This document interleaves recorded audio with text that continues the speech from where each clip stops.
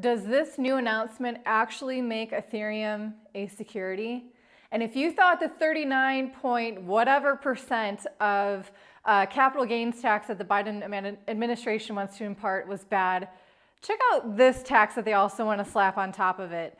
And we're going to get some final thoughts happening from the SEC and Gary Gensler. If you guys are interested in what we have to say in this video, hit like, continue watching, and by the end of it, maybe you want to hit subscribe because we put out videos every single day. If you want to know even more information of what we're doing with our cryptocurrencies and why, if you want to know if we are Bitcoin maximalists, if we are crap coin holders, what percentage of our crypto portfolio is made up of which coins, you got to check out the CT Club. Link for it is down below in the video description. So first off, you have to talk about what's happening with the New York Attorney General. They are suing KuCoin for offering securities basically without being registered in their jurisdiction, and grouped together in those security tokens is Ethereum. So no, this is not an official labeling from the SEC of Ethereum being a security. This is going to have to go to court, and maybe Ethereum being grouped in with all of these other Ethereum or with all these other cryptocurrency tokens is enough to kind of throw this case out of court. Maybe it's going to be a mistrial, guys. Maybe Ethereum by default will not be labeled a security. In fact, the CFTC is in the other corner shouting, hey guys, Bitcoin, stablecoins, and Ethereum are actually commodities. So everyone wants to get their piece of the pie here. Furthermore, let's talk about the SEC here. Gary Gensler is like, you know what, you guys are crazy. There's plenty of clarity coming from me for you guys to, play by my rules. Even though we have cryptocurrency projects are literally begging the SEC for more clarity. They want to know exactly what they need to do to play by his rules. We have institutional investors basically, I'm sure, chomping at the bit for any kind of regulatory clarity and approval for them to get their paws on cryptocurrency. And then we have perhaps most perplexing retail investors begging for more regulatory clarity. Let's be real, retail investors are only wanting regulatory clarity so that their bags can pump, because they don't need regulatory clarity. Retail does not need regulations to invest in crypto. In fact, the less regulations there are, the easier it is for us regular people to get into cryptocurrencies. So now we have not only the crypto projects and institutional investors, even the people who don't need regulations are begging for regulations, and still Gary Gensler is like, nah, you guys are crazy. There's plenty of clarity out there.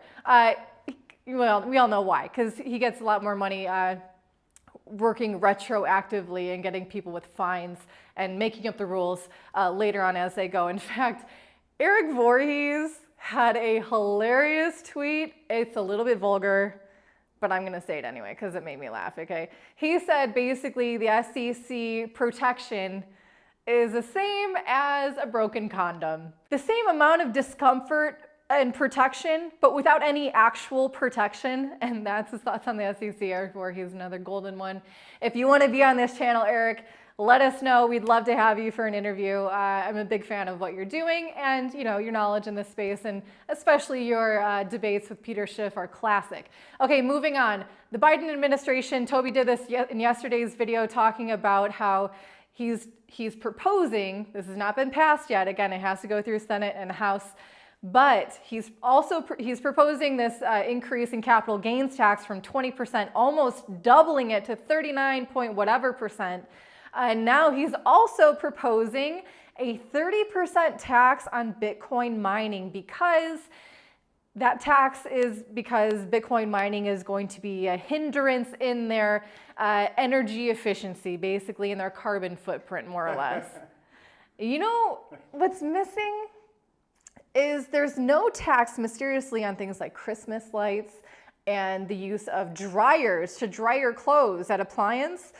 Each of those instances use far more energy than Bitcoin mining.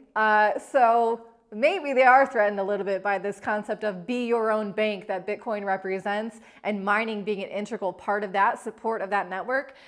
So Showing the cards there a little bit, Biden. Furthermore, you know why you should be your own bank? Because banks are failing. In fact, if you guys haven't heard of Silicon Valley Bank, that one is a teetering. We have the classic signals of VCs exiting, of the CEO telling everyone to relax and stay calm, and the cherry on top, we got Jim Cramer saying it's an opportunity to buy. So check, check, check. We have all of the classic signals that this one might be going down. Who knows what actually is going to happen in the future, but it's not looking good right now. And speaking of Jim Cramer, he also said that JP Morgan was a fortress. So I wonder how much JP Morgan had to pay him to say that one on live TV. Anyway, if they're saying if Silicon Valley Bank goes down, it will be the second largest bank failure in history and the worst one since 2008. You remember 2008? That was a pretty big failure of the traditional financial system. So again, this concept of be your own bank, it is shining an embarrassing spotlight on the failures of these banks and central banks, and Bitcoin is just sticking its finger right in their eye, and the Biden administration wants to make sure to tax it 30%. That's it for today's episode. Thank you guys for watching. I certainly appreciate it. If you enjoyed it, hit the like button and hit subscribe. We put out videos every day, so I'll see you tomorrow. Bye, guys.